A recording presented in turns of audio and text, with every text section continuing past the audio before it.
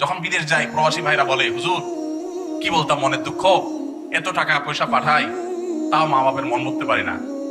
কি যে বিদেশ করো বাবা, তোমার কত পরে গেছে অমুকের ছেলে, পুরো এলাকা কিনালেস। আহা চাচারা, বাবাজিরা, কান খাড়া করে শুনেন, কিয়ামতের ময়দানে জাহান্নামে ওই ছেলেকে ফেলানোর আগে আপনাকে উপর করে ফেলানো হবে। কারণ আপনি আপনার ছেলেকে চুরি করতে বাধ্য করেছেন। ওই স্ত্রীকে আল্লাহ তাআলা আগে নিক্ষেপ করবেন যে স্ত্রী তার স্বামীকে চুরি করতে বাধ্য করেছে, কারণ তার অপরাধটা আগে হয়েছে।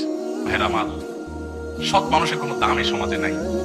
রাস্তা দেখবেন অমুক ভাই তমুক ভাই, সালাম আলাইকুম সালাম আলাইকুম, তাই না? কিন্তু সৎ মানুষ 2 নম্বর পথে টাকা কামাই করে না। এলাকা, প্রত্যেকটা এলাকাতে কিন্তু কম বেশি সৎ মানুষ আছে।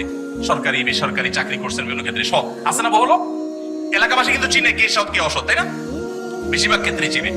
এই সৎ মানুষদের কোনো দাম, আরে অন্য কোথাও তো দাম নাই। দাম নাই এই যে মাহফিলে, মাহফিলের মঞ্চেও দাম নাই। সব দেখবেন চোর ডাকাতদেরকে দাম, ভালো মানুষের কোনো দাম নাই। কয়টা মাহফিল পাবেন যে একজন সৎ নেককার মানুষকে এনে সেখানে পুরস্কার দেওয়া হয়? আমার 24 তারিখে একটা প্রোগ্রাম আছে কসবায়। তো আমার এক বন্ধু, একজন ডাক্তার, বিসিএস ডাক্তার, ওনার মাহফিল। আমি ওনাকে গতকালকে আমার অফিসে আসছিল, বলছিলাম যে ভাই, বহু পুরস্কারই তো মাহফিলে দেই, আপনার এলাকাতে আমি একটা পুরস্কার দিব, সততার পুরস্কার, একটা না কিছু পুরস্কার আমার তরফ থেকে দেব।